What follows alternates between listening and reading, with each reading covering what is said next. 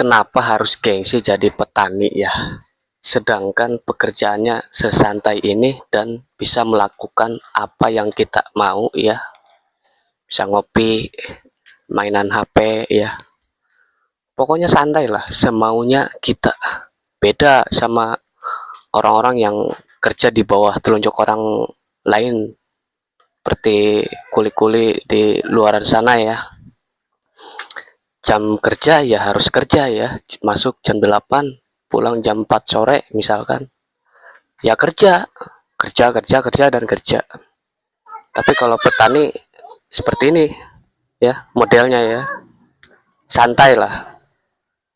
Tapi sudah jelas menghasilkan gitu. Salam sukses.